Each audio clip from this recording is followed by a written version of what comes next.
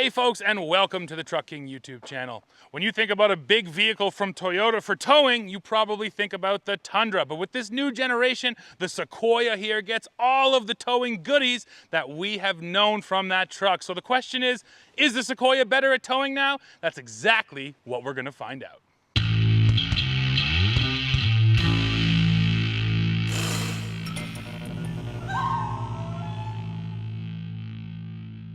Powering this Sequoia, and the only powertrain you can get with this SUV, is the iForce Max. Now that's a twin-turbo 3.5-liter V6 mated to a hybrid system. It uses a 1.87 kilowatt-hour battery pack. Total system output 437 horsepower, 583 pound-feet of torque, and that is all sent through a 10-speed automatic. Now, the Sequoia you are looking at here today is the capstone, so this is a top-of-the-line model. That's why you're getting a unique grille, all of the chrome and body color accents. But the things that you need to know about that are really going to affect towing have to do with the suspension. This model we have here today has both active shocks and it has airbags in the rear, and both of those are definitely going to come into play once we go pull that trailer. Oh, and by the way, the numbers here are also better than ever. This Sequoia, as it sits, 8,980 pounds of towing and over 1,200 pounds of payload. Alrighty folks, now here we are towing with this Sequoia. Now this video we're really going to focus in on towing. We actually did a full comparison with this Sequoia and a Tundra. You can find that here on the channel. In that video I crawl in the back seats and we talk about the features and the styling. So for all of that stuff, go watch the other video. This video, like I said, we're going to kind of hyper focus in on all of the different towing systems. Now right off the top I mentioned that the Sequoia here is getting all of the good towing stuff from the Tundra. So what did I mean? Well, you do have an integrated trailer brake controller down there, Matt. Yep. We do have tow haul. Plus, for this new generation, we get two different tow haul modes: tow and then tow plus mode. So Toyota is actually the first brand to differentiate. Hey, if you got a heavy trailer, put it into tow plus. We're also getting Toyota's new backup reverse guidance system, which we'll show off in just a little bit. We also have massive towing mirrors here, so we're really well equipped to tow a trailer. All right, folks, and we're hooking up the trailer right away today so I can show you the camera system here. Nice and clear cameras on this big 14-inch screen. This is your main rear view. Now down below here, you can turn on your top-down view if you want it, or you can turn it off. Over on the left, you actually have two different zoom-in views, a wide zoom-in and then a tight zoom-in right onto your hitch ball. Of course, you have a front camera down the sides of the truck, a rear camera down the sides of the truck, and then finally you can adjust your different guidelines so you can pick the lines that you like and turn on and off the hitch line. And the auto setting is there. If you turn on auto, the camera will actually come on every single time the truck drops below a certain speed. So when you're pulling into parking spots and stuff like that, the camera will always pop on. So I'm getting close to my hitch here. There's quite a few shadows out there today, but I can still see it clearly. Now we're close. I zoom in, and let's see if the height's okay. And it is not. I gotta go adjust that trailer, but you get the point. So all that being said, we've got 7,000 pounds on the back. This thing is good for 8980, so we're pretty close to the limit. And yeah, we have Matthew here today. Matt replaced Dad for today. Dad tapped out, so Matt tapped in. So Matt, now I like usual, I throw it to you. What are you feeling? How's it driving? How's it pulling the weight? Well, I wasn't here for yesterday's shoot, so I can't really talk to, side-by-side comparisons, but we did spend a lot of time in a Tundra towing trailers, driving through the Yukon and the Northwest Territories. And right off the hop, with the extra weight on the back of this thing, it pulls real well. It's comfortable still. I think that's the thing that I took away right off the hop. Like, this thing is air suspension, comfort, capstone, the whole nine, but just compared to how the Tundra towed, it's just nice. I can take this on a long drive. Yeah, the trailer's back there. Here we're getting on a highway here. The trailer's back there. I feel it working, but it just cruises. That's my initial impression. Yeah, and the same goes for when they're empty, sort of Sequoia next to a Tundra. The Sequoia feels more plush. That's the best word I have for it. So on the flip side though, would you say it's a little too kind of roly-poly? Like how's your kind of confidence through the corners? And then we can also talk about those different drive modes and how they affected it. So how's the cornering feel? The cornering, well, exactly. It's plush. You can really hear it. Like we're in a big bend right now. You can kind of feel it. It leans. It throws you. It sags. It kind of really just digs into that corner, which is nice for the long drive, for the comfort. But we were playing with the tow mode. So this is currently normal, I believe we're still in. And then you have tow and tow plus. And we both quipped that we love that it shows a little trailer for tow and a big trailer for tow plus. So you can't get it wrong. You got something big back there, big trailer. And now we are Sport S Plus drive mode. And we got no more bends here, so I'm just gonna kind of do the old rocking and rolling here. Wow. And for a vehicle this large, that is really tight steering. It really is. That's nice. And really no sway out of the trailer. Like it really kept nice and straight even as you're handling.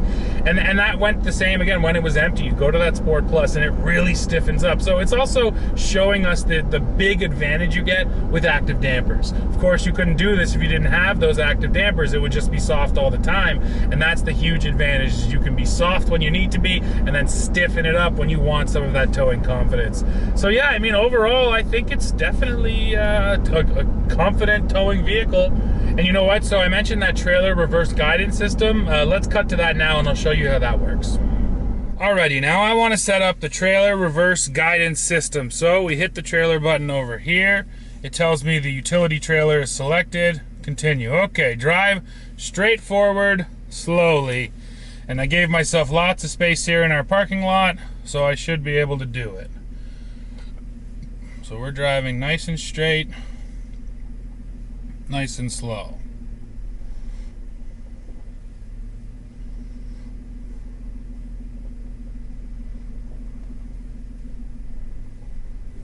Stop vehicle with trailer straight.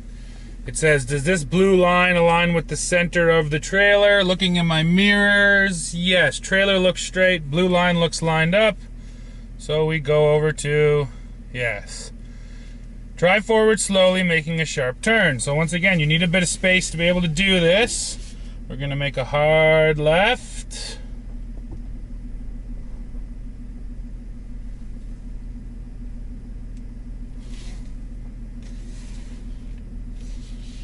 And then continue straight forward slowly to align trailer. So now we go straight again until the trailer's lined back up.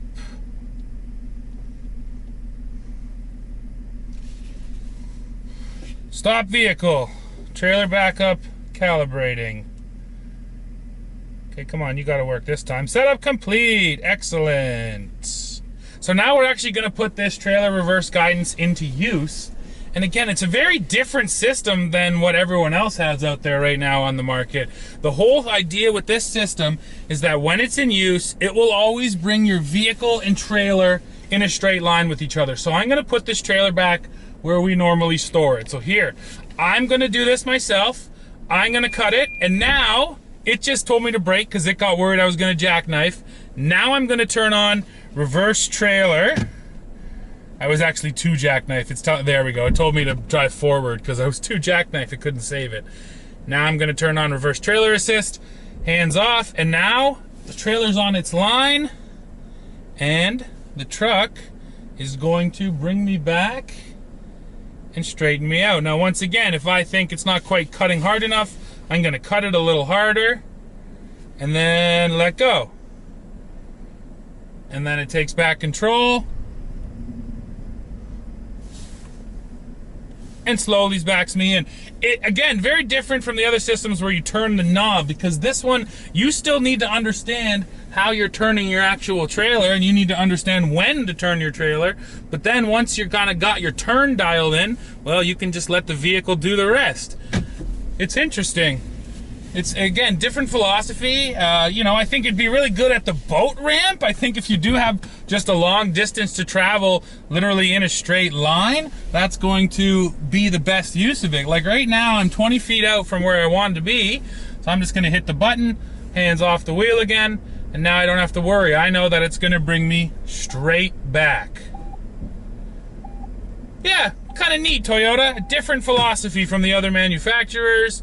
A little less useful than actually turning the knob on something like a Ford, but I will say it's nice that Toyota is thinking about these things, because these systems, a lot of people call them marriage savers, and that's because you're gonna use this when you're backing your trailer into the RV park, when you're backing your boat up at the launch, and a lot of times if you don't have a system worked out with your wife or with your partner, well, there can be some frustration that ensues. So any system that gets rid of that frustration is good by me. This is the first time I've been back in this platform since we drove to the north. And a couple of things that we have here that I didn't have over there, these towing mirrors. When I walked up to the truck today, I was like, holy cow, those are huge. But now that I'm in here, I'm like, I appreciate how big they are. There is not a single spot that I cannot see on the back of this truck or trailer, which is honestly, I mean, we got a low deck trailer. You don't necessarily need visibility right now, but if we had something taller, say a travel trailer or a snowmobile trailer, I'd be in desperate need of these. Totally, and they're powered, so once you get something big and tall on there, they'll actually go out on their own. Now actually here, Matt, and we haven't discussed this yet, so this is gonna be Matt's first reaction. There's another feature in here that you're gonna appreciate, especially after having done that road trip. So if you reach down on your seat, the very front left-hand button there, you're gonna get your thigh bolster. So it's one of our complaints about the Tundra is we didn't have those thigh bolsters, but this truck has them in the capstone. Isn't it nice? Oh, I can fall asleep now. It makes a significant difference. Making that cushion a little longer for your legs, it is nice. Like I mentioned, it was one of our complaints about the Tundra. So yeah, they fixed it. Yeah, I mean, I love how obnoxiously large this screen can be. And it tells you all the information. I know exactly what mode I'm in. And when I flip something, it cuts everything and says, here's what you're doing. And I like that, especially for someone that's not as familiar with this vehicle right off the hop. And another capstone feature, the head-up display. And you know, I can never complain about a head-up display. I love them. This one's nice as well.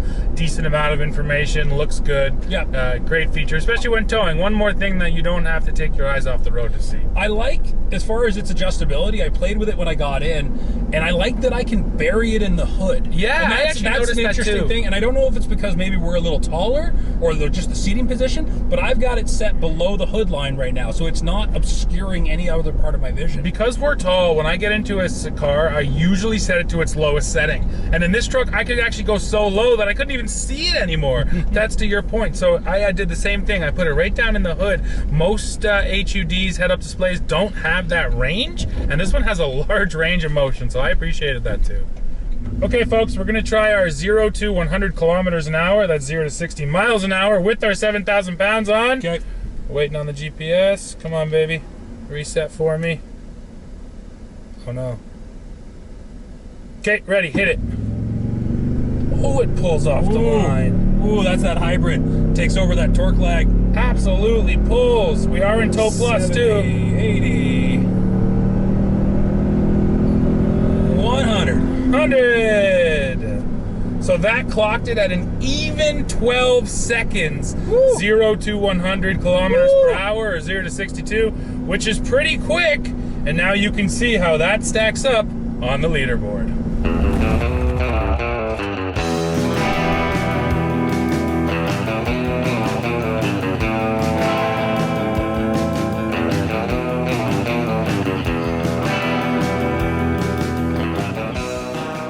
We've got the trailer off this thing now, and I'm gonna go do a few more miles because I'm just enjoying driving. And Steve and I kept talking, what is the target for this Sequoia? Well, if you've got a lot of people, a lot of stuff, and you've still got a tow, this might be an optimal choice. Don't forget to check it out. Well, that's gonna be it for this video, guys. Don't forget to hit like, hit subscribe, go below, leave us a comment. Do you like it? Do you hate it? Do you want it? We wanna know. And make sure you come back to the channel, see what we're gonna test next, because you never know what it's gonna be.